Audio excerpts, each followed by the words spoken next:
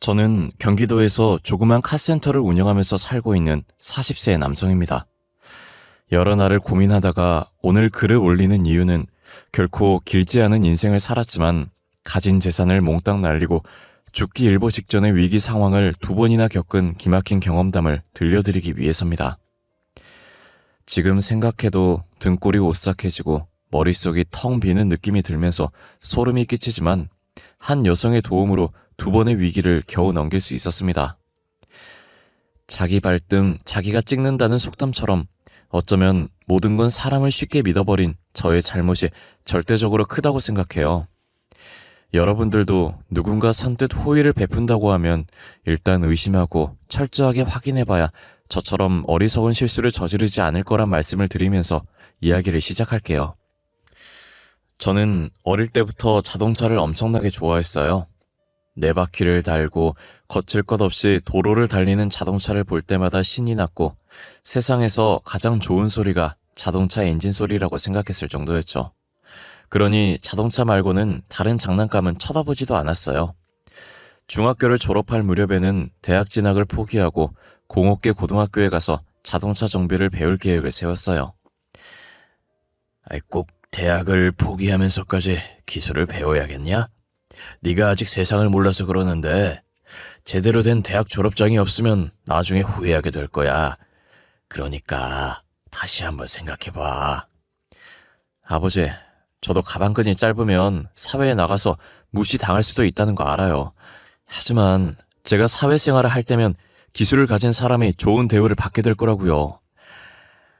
그렇게만 되면 좋지만 하여튼 네가 선택한 길이니까 후회하지만 마라. 제가 공고를 가겠다고 하자 아버지는 걱정을 하시면서도 제 의견을 존중해 주셨어요. 엄마도 걱정을 하셨지만 저는 공고를 졸업한 다음에 전문대학 자동차과로 가서 진정한 기술자가 될 거라고 장래 계획을 구체적으로 말했고 부모님은 더 이상 말리지 않고 제가 마음먹은 대로 하도록 도와주셨어요. 저는 계획대로 공고를 졸업하고 자동차과에 들어가서 기술을 배우고 무난하게 정비사 자격증을 땄습니다. 제 정비 실력을 인정한 교수님의 추천으로 대형 정비 공장에 취업이 되었어요. 사람은 누구나 자기가 하고 싶은 일을 할 때 최고의 능력을 발휘하듯이 저는 기계를 다루는 일이 너무 좋았고 자동차를 분해하고 조립하며 수리하는 일에 완전히 빠져버렸어요. 하지만 동료들은 그런 저를 신기한 눈으로 쳐다봤습니다. 야, 진수 너는 타고난 기름쟁이야. 자동차 부품 쪼가리 만지는 일이 그렇게 좋냐? 정비는 고장난 차에게 새로운 생명을 불어넣는 의미 있는 직업이야. 차를 만지고 있으면 시간이 어떻게 흘러가는지도 모르겠어. 진짜 별종이다. 난 공부하는 게 죽기보다 싫어서 그나마 입에 풀칠하려고 억지로 하는 게 일인데 말이야. 몇 년이 지나자 제 정비 실력은 공장 안에서는 따라올 사람이 없을 정도가 되었습니다. 5년이 지나자 네 바퀴에 엔진이 달린 거라면 뭐든지 고칠 자신감도 생겼죠. 공장장님도 제 능력을 인정해줘서 최연소 정비반장으로 승진을 시켜줘서 동료들의 부러움을 사기도 했습니다. 반장이 되자 월급도 올랐습니다. 그렇지만 아직 미혼인 처지에 돈을 쓸 데가 별로 없어서 월급을 받으면 엄마에게 모두 주었어요. 엄마는 제가 내미는 월급을 받을 때마다 좋아하시면서도 걱정을 하셨어요. 진수야, 일은 힘들지 않니? 몸은 피곤하지만 재미있어. 세상에 쉬운 일이 어디 있겠어. 참고 견디면서 때로는 즐겨야지. 그래, 우리 아들 이제 다 컸네. 그럼 엄마 소원 하나만 들어줄래? 소원? 뭐든지 말해. 이제 네 월급은 나 말고 다른 여자한테 줬으면 해. 다른 여자라니? 누구? 아휴, 네 마누라지 누구겠어. 일도 좋지만 이제 슬슬 결혼할 생각도 해야지. 아, 알았어. 제가 28을 넘기고 30을 바라보게 되자 결혼을 하라는 엄마의 독촉은 나날이 심해졌습니다. 전 30을 넘기고 결혼을 할 생각이었지만 엄마는 제가 쉬는 날마다 맞선 약속을 잡으셨어요. 저는 내키지 않았지만 엄마의 성화에 못 이겨 여러 차례 여성들을 만나봤지만 성과는 없었어요. 저 자동차 정비를 하신다고 들었어요. 예, 맞습니다. 그럼 연봉은 얼마나 되나요? 물론 차하고 집은 있으시죠? 전 유치원 교사로 일하는데 결혼하면 그만두고 살림만 하면서 육아에 전념하고 싶어요. 혹시 맞벌이 원하세요? 그럼 곤란해요. 그리고 결혼하면 당연한 거지만 분가해서 따로 사는 거 맞죠? 맞서는 늘 이런 식이었어요. 서로에게 호감을 가지는 건 안중에도 없었고 그저 조건만 따지고 맞춰보려고 들었어요. 이런 일이 여러 번 거듭되니 맞선 자리에 나오는 여성들이 모두 가격표가 매겨진 물건으로 보여서 마음에 들지 않았습니다. 당연히 교제로 이어지는 일도 없었고요. 진수야, 이번에는 아주 확실하다? 응? 마지막으로 한 번만 더 만나보자. 큰 병원 간호사라는데 아주 참하고 예뻐. 엄마, 이제 그만해. 결혼은 내가 알아서 한다고 했잖아. 아니, 애가 왜 소리를 지르고 난리야? 엄마의 성화에 질려서 언성을 높이고 말았어요. 저는 차근차근 엄마를 설득했고 엄마가 더 이상 맞선을 보라고 보채는 일이 없어졌어요. 그리고 30을 넘길 무렵에 카센터를 운영하던 대학 선배가 제게 흥미로운 제안을 했습니다. 저와 5년 차이가 나서 같이 대학을 다닌 적은 없었지만 동문 모임을 통해서 알고 지내는 사이였고 그 선배의 정비 실력은 거의 신의 경지라고 소문이 날 정도여서 저 혼자 해결하기 힘든 문제가 생기면 선배의 카센터를 찾아가서 자문을 구했어요. 그때마다 선배는 귀찮아하는 기색도 없이 자기 일처럼 나서서 도와주곤 했습니다. 그런 선배가 갑자기 전화를 해서 술이나 한잔하자고 했어요. 저는 별 생각 없이 오랜만에 선배를 만나서 기분 좋게 술을 마셨는데 선배가 소주잔을 비우더니 자기 카센터를 인수할 생각이 없냐고 묻는 겁니다. 진수, 네 실력이면 공장에서 월급쟁이로 허송세월하지 말고 네 사업을 시작해. 선배, 이제 겨우 30이에요. 아직은 더 배워야죠. 아니야, 나도 30에 공장 그만두고 카센터 차렸어. 그런데 이제 카센터를 네가 인수해서 운영해줬으면 한다. 아이, 선배, 농담 그만해요. 내가 무슨 돈이 있어서 선배 카센터를 인수하겠어요. 야, 진수야, 너 3천만 원도 없냐? 그 정도는 모았을 텐데. 3천은 있죠. 그럼 됐어. 3천에 내 카센터 네가 가져라. 네? 전 깜짝 놀라서 선배가 농담을 하는 줄 알았어요. 하지만 선배는 진지했고 농담이 아니었습니다. 선배의 카센터는 규모가 제법 컸고 기술이 좋다고 소문이 나서 예약을 하지 않으면 점검도 받기 힘들 정도로 장사가 잘 되는 곳이었죠. 게다가 워낙 고가의 장비들이 많은데 그런 카센터를 3억도 아니고 장비 하나 값도 안 되는 3천만 원에 내게 넘기겠다는 겁니다. 내가 농담하는 거 같지? 그런데 진심이야. 나도 오죽하면 너한테 이런 부탁을 하겠냐. 참 환장할 노릇이다.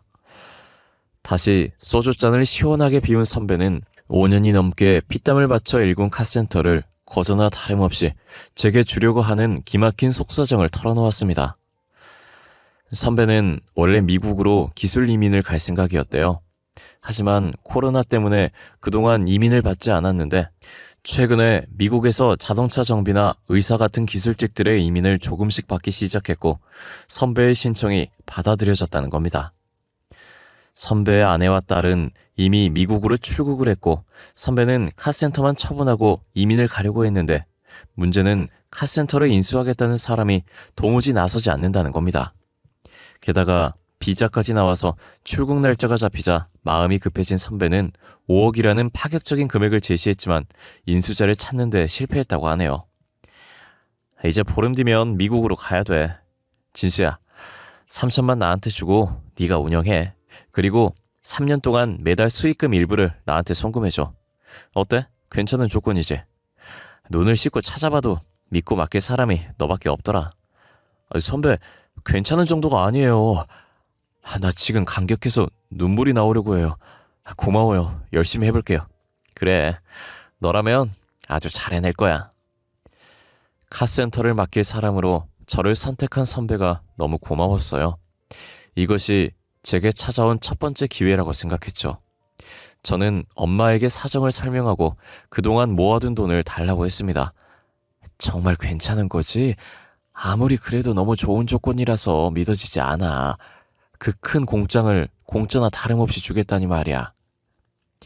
엄마는 돈을 내주면서도 걱정을 했지만 저는 선배가 절대 허튼 소리 하는 사람이 아니라고 큰 소리를 쳤습니다. 저를 만난 선배는 서류들을 여러 장 내밀면서 사인을 해달라고 했어요. 제가 살펴보려고 하자 선배는 그냥 형식적인 인수인계니까 빨리 사인을 하라고 재촉했고, 서류에서 얼핏 근저당 설정과 연대 보증이란 말이 보였지만 저는 의심 없이 사인을 해주었어요. 됐어. 참, 한 가지 남았네. 은행에서 확인 전화가 올 거야. 그러면 무조건 맞다고 해. 알았지? 선배의 말대로 은행 직원이 전화를 해서 선배의 카센터를 제가 인수한 게 맞냐고 물었습니다.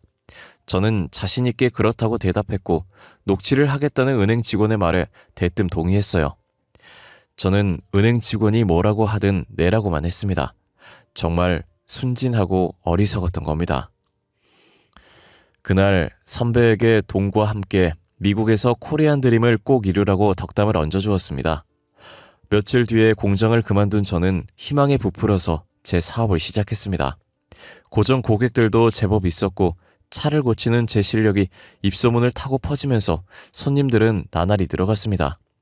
저는 사업을 시작하면서 격리 직원을 한 명 뽑게 되었어요.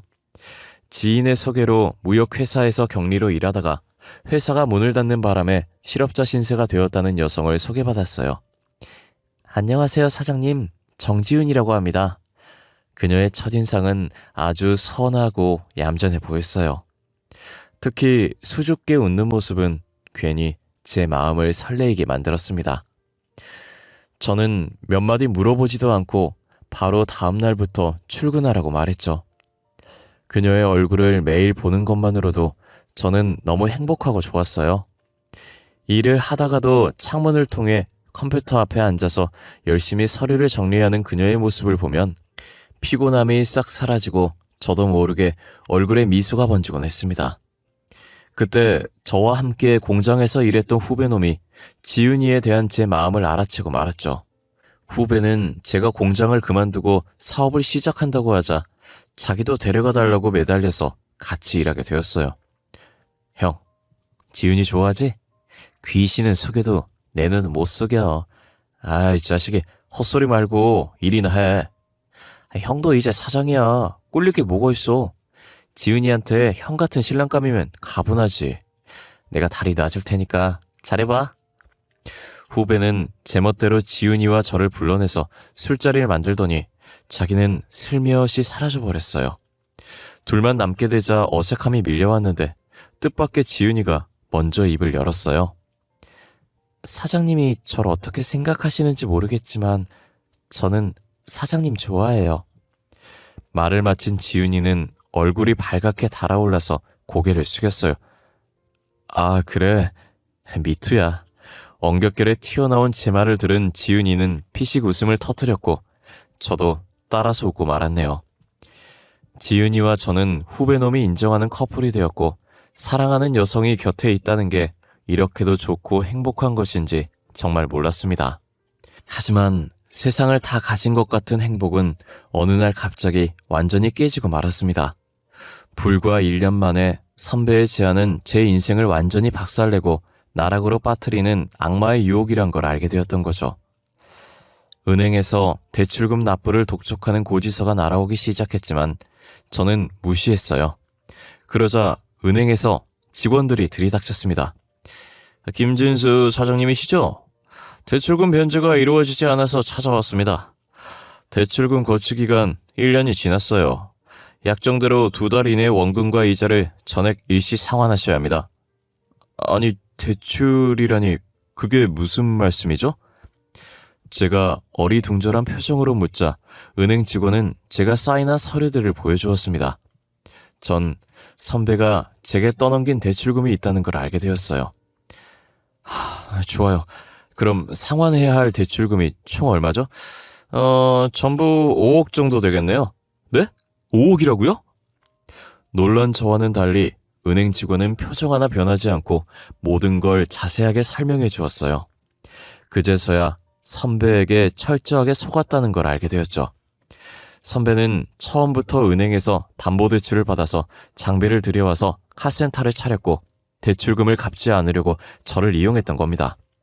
기술 이민을 간다는 건 새빨간 거짓말이었죠. 당연히 선배는 연락이 닿지 않았어요. 딱 2달 후에요. 그때까지 5억을 갚지 않으면 모든 자산을 압류해서 처분하겠습니다. 은행 직원은 얼음처럼 차갑게 통보하고 가버렸어요. 기계 만지는 일만 해와서 세상 물정 모르고 순진했던 저는 선배의 가머니설에 철저하게 농락당한 거예요. 저는 돈을 마련하기 위해서 백방으로 뛰어다녔습니다. 제가 사기를 당했다는 걸 알게 된 부모님까지 나서서 돈을 마련하러 다니는 처지가 되었어요. 하지만 겨우 마련한 돈이 3억 5천이었어요. 만약 2달 안에 나머지 1억 5천을 구하지 못하면 모든 걸 압류당하고 알거지가 될 신세였어요. 앞이 캄캄했고 매일 밤 한숨도 잘 수가 없었어요. 그러던 중에 믿었던 후배놈까지 일을 그만두고 자기 살 길을 찾아서 떠나버렸습니다. 그때 공경에 처한 제게 지윤이가 도움의 손길을 내밀었어요. 오빠, 무슨 고민 있어? 안색이 너무 안 좋고 틈만 나면 멍하니 앉아서 한숨만 쉬잖아. 무슨 일이야? 제 고민을 차마 털어놓을 수 없어서 망설이는데 지윤이가 거듭 물었어요. 혹시 돈 문제야? 이제는 지윤이를 속일 수 없다고 생각해서 솔직하게 모든 걸 털어놓았습니다. 2달 뒤면 알거지가 될 신세이니 그녀도 저를 떠날 거라고 생각했는데 정말 뜻밖의 말을 했어요. 오빠, 우리 엄마가 식당 운영하는 거 오빠도 알지? 엄마한테 모아둔 돈이 약간 있어. 그리고 나도 결혼을 염두하고 저축한 게 있으니 그걸로 급한 불부터 끄자. 그게 정말이야? 저는 남자 체면에 결혼도 하지 않은 예비 처가의 손을 벌리는 것이 얼굴을 들 수 없을 정도로 부끄럽고 염치 없는 일이었지만 은행의 압박과 독촉이 날로 심해져서 카센터를 지키려면 다른 방법이 없었습니다. 결혼 전 장모님의 날선 반응을 예상했지만 다행히 따뜻하게 받아주셨습니다. 하늘이 무너져도 솟아날 구멍은 있는 법이야. 그러니 용기 잃지 말고 꿋꿋하게 헤쳐나가게나. 장모님, 정말 감사합니다. 이 은혜는 죽어서도 잊지 않겠습니다. 장모님의 따뜻한 위로에 마음이 울컥해져서 그만 눈물을 보이고 말았네요. 사내가 눈물이 이리 해퍼서 어째? 응? 살다 보면 지금보다 더한 일도 생길 텐데 그만 눈물 닦고 웃으면서 당당하게 살아. 그렇게 아내와 장모님의 도움으로 카센터를 지키게 되었어요. 거액의 대출을 가족이 총동원되어서 겨우 처리하고 카센터가 정상으로 돌아오자 저 혼자 살겠다고 그만뒀던 후배놈이 다시 찾아와 받아달라고 부탁을 했습니다. 한 번 배신한 놈은 또 배신한다는 말이 있지만 지금은 저 혼자만으로는 밀려드는 정비일을 도저히 감당할 수 없어서 다시 일하도록 받아주었어요. 이제는 정말 고생 끝이라고 생각했는데 그게 아니었습니다. 정말 엄청나고 충격적인 일이 저를 기다리고 있었어요. 아내와 저는 형편이 풀리자 미뤘던 결혼식을 올리고 정식으로 부부가 되었는데 불과 2년 만에 아내가 뇌종양 판정을 받고 쓰러져 버린 겁니다. 저는 담당 의사를 찾아가서 돈은 얼마든지 들어도 좋으니 살려만 달라고 애원했습니다. 하지만 의사는 굳은 표정으로 고개를 저었어요. 종양이 너무 크고 이미 다른 장기로 전이가 시작된 상황이라 수술이 불가능한 상황입니다. 의사가 되어서 이런 말씀밖에 드리지 못해 너무 죄송합니다.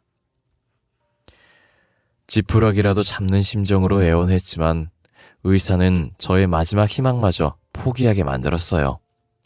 약물 치료를 했지만 아내의 상태는 나아지지 않았습니다. 저는 마지막까지 포기하지 않고 아내의 곁을 지키면서 정성을 다해 간호를 했어요. 그렇지만 무심한 아내는 6개월 만에 제 곁을 떠나고 말았죠. 호강 한번 시켜주지 못하고 고생만 하다가 저 세상으로 간 아내가 너무 불쌍하고 가여워서 차마 떠나보내지 못하고 보름이 넘게 폐인처럼 지냈는데 장모님이 찾아와 죽은 사람은 그만 있고 산 사람은 살아야 한다고 위로를 해주시더라고요. 김서방, 이제 그만 지은이를 놓아주게. 걔도 저승에서 자네가 열심히 살아가는 모습을 보고 싶어 할 거야. 나를 봐서라도 자네가 마음을 다 잡아야 하네. 졸지에 딸을 잃은 장모님의 슬픔이 저보다 더할 텐데 오히려 저를 위로해주는 장모님의 깊고 넓은 마음에 저는 세상을 잃은 것 같은 슬픔에서 벗어나 모진 마음으로 다시 일을 했습니다. 이제는 사위가 아니라 친아들 이상으로 장모님에게 잘해드리겠다고 마음먹고 장모님께 같이 지내자고 말했지만 장모님은 거절했어요. 자네는 내 걱정하지 말고 좋은 여자 있으면 다시 시작해. 네? 그게 무슨 말씀이세요? 전 장모님을 엄마로 생각하면서 모시기로 작정했으니 그런 말씀은 하지 마세요. 김서방, 자네 앞길이 구만리 같은데 괜히 내가 자네 발목을 잡고 싶진 않네. 장모님은 신경 쓰지 말라고 하셨지만 저는 잘 지내시는지 매일같이 연락을 드렸고 휴일이면 어김없이 장모님을 찾아가서 같이 식사도 하고 교회로 나들이도 하면서 친아들처럼 살펴드렸습니다. 그때마다 장모님은 부담스럽다며 자꾸 찾아오지 말라고 하셨는데 그건 말뿐이란 걸 알고 있었어요. 그러다 장모님이 제게 사진 한 장을 보여주었어요. 아주 예쁘게 생긴 여성이었죠. 어떤가? 마음에 들어? 내 친구 딸인데 얼마 전에 남편이 교통사고로 세상을 떠났어. 내 생각에는 자네하고 잘 맞을 것 같아. 한번 만나봐. 장모님은 혼자 된 사위의 재혼중매를 서려고 하시는 겁니다. 전 어이가 없어서 장모님에게 처음으로 화를 내고 말았어요. 장모님, 왜 이러세요? 전 끝까지 장모님 모시면서 살겠다고 했잖아요. 김서방, 나를 생각해주는 자네 마음은 고맙지만 이제는 자네도 새 출발하게. 그래야 내 마음이 편해. 전 재혼할 생각 없어요. 그러니까 장모님도 다른 여자 만나란 말은 하지 마세요. 장모님은 저를 만날 때마다 미안한 마음이 들어서 불편해 하셨습니다. 하지만 저는 마지못해 장모님을 보살펴 드리는 게 아니었습니다. 장모님이 선뜻 1억이 넘는 거액을 내주지 않았다면 전 아마 이 세상 사람이 아닐지도 모르는 일이니까요.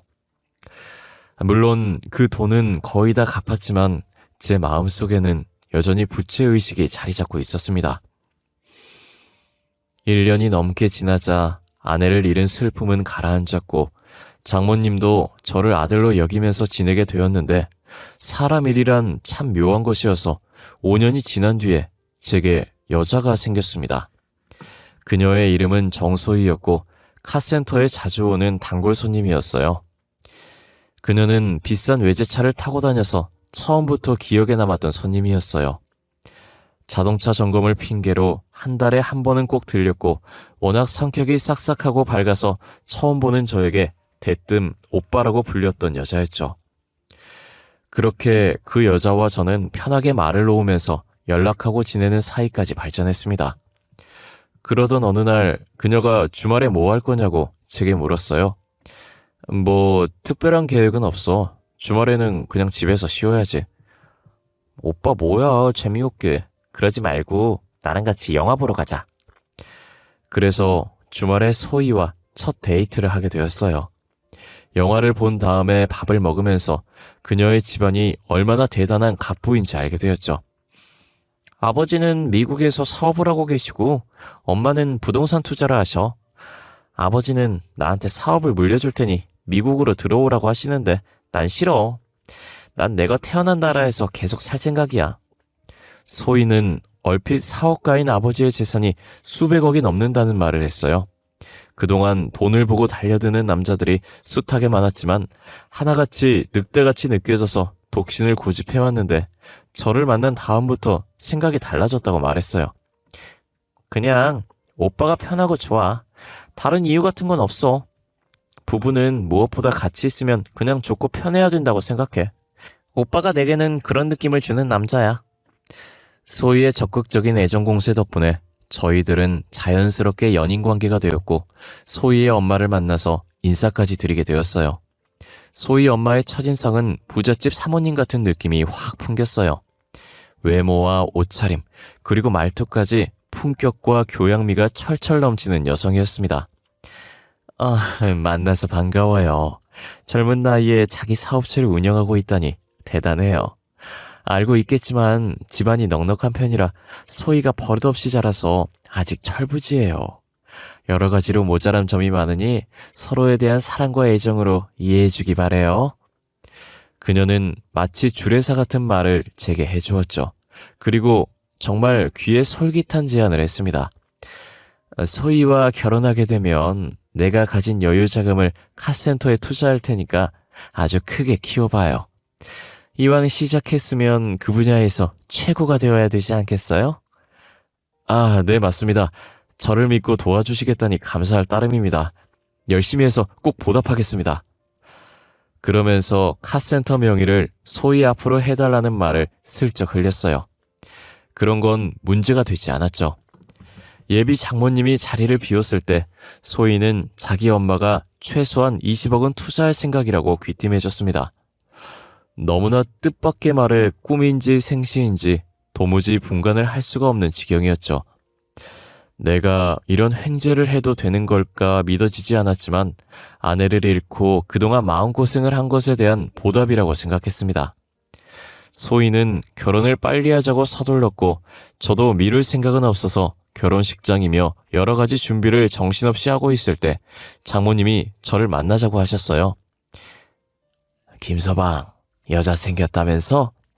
장모님은 제게 여자가 생겼다는 걸 알고 계셨어요. 네, 맞습니다.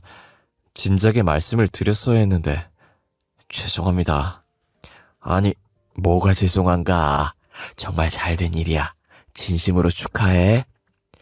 저는 뭐라고 할 말이 없고 미안한 마음이 들면서 고개만 숙이고 있었는데 장모님은 웃으면서 축하한다고 하셨고 앞으로 잘 살라고 덕담을 해주셨어요. 그리고 어떤 여자인지 궁금하니 얼굴이나 보여달라고 하셔서 소희의 사진을 보여주었는데 장모님의 눈이 커지더니 얼굴이 하얗게 질려버리는 겁니다. 아니, 장모님, 왜 그러세요? 아이고, 하나님 아버지, 어떻게 이런 일에. 장모님은 찬물을 한 잔 쭉 들이키고 마음을 진정시킨 다음에 믿기 힘든 엄청난 사실을 제게 털어놓으셨어요. 소희는 1년 전에 친구분의 소개로 장모님 식당에서 서빙 알바를 했었다고 합니다. 그 친구분은 소희가 어려서 부모님을 잃고 친척집에 얹혀서 살다가 성인이 되자 눈치가 보여서 독립을 했는데 어린 여자가 혼자 살다 보니 남자들이 괴롭히기도 하고 고등학교 중퇴의 학력으로는 변변한 일자리를 찾기도 힘들어서 유흥업소에 나가면서 어렵게 사는 게 안쓰러우니 일 좀 시켜주라고 했다는 거죠. 친구의 부탁으로 고아인 소희를 걷어주었는데 소희는 얼마 가지 않아 사고를 쳤다고 합니다. 유부남과 바람을 피우다가 본처가 식당으로 찾아와서 한바탕 난리가 벌어졌다는 거예요. 그리고 한 달 전에 소희가 장모님을 찾아와서 애를 가졌다는 충격적인 말을 하더랍니다. 딱 하루 만났던 남자와 애를 덜컥 만들어버렸고 심지어 그 남자와는 연락조차 닿지 않으니 장모님께 도와달라고 울면서 애원했다고 하더라고요. 결국 장모님은 얼마간의 돈을 마련해 주었는데 그 뒤로 연락이 끊어졌다는 거예요. 아이 세상에, 다른 놈 애를 가지고 혼자 키울 순 없으니까 자네를 호구로 잡아서 덤터기를 씌울 작정한 거야. 김서방, 당장 헤어지게. 한 번 속지 두 번은 속을 수 없다는 생각이 들어서 요절을 내주고 싶었지만 저는 결혼식까지 기다리기로 했습니다. 결혼식 당일 신부 대기실에서 소희와 예비 장모의 섬뜩한 대화를 우연히 듣게 되었어요. 알고 보니 예비 장모는 소희가 유흥업소를 나갈 때 알게 된 마담이었어요. 그녀들은 제가 가진 카센터를 자기들 명의로 만든 다음에 처분해서 나눠 갖고 도망을 치려는 말도 안 되는 계획을 가지고 있었어요. 주례사가 끝나고 혼인서약을 하려는 순간 결혼식장에 제가 녹음한 그녀들의 대화가 울려 퍼졌고 소희는 깜짝 놀라서 사색이 되어서 몸을 떨었어요. 곧 경찰들이 식장 안으로 들어와서 소희를 데리고 갔습니다. 소희는 끝까지 제게 오해라고 소리를 지르면서 저를 사랑한다고 악을 쓰듯이 말했지만 저를 호구로 보고 인생을 작살내려고 했던 그녀를 도저히 용서할 수 없었어요. 오빠, 내 사정이 너무 급해서 저지른 일이야. 한 번만 용서해줘. 응? 제발 부탁이야, 오빠. 소희는 울면서 살려달라고 제게 매달렸지만 제 마음은 이미 돌아선 뒤였어요. 경찰을 통해서 전해 들은 말로 소희와 선배 마담은 혼인빙자 사기 혐의로 구속되어서 조사를 받고 있다고 하더라고요. 사람의 인생은 알 수 없는 것이라 앞으로 어떤 좋은 인연이 생길지는 모르겠지만 지금 저는 2번이나 속았던 아찔한 기억이 있어서 사람을 믿을 수가 없게 되었습니다. 하지만 딱 한 사람, 장모님은 예외입니다. 늘 저를 챙겨주고 배려해 주시는 장모님과 같이 살면서 오늘도 열심히 일하고 있어요. 아찔했던 제 사연 읽어주셔서 감사합니다. 여러분에게도 장모님 같은 존재가 있었으면 좋겠네요. 다들 좋은 일만 가득하시길 바랍니다. 감사합니다.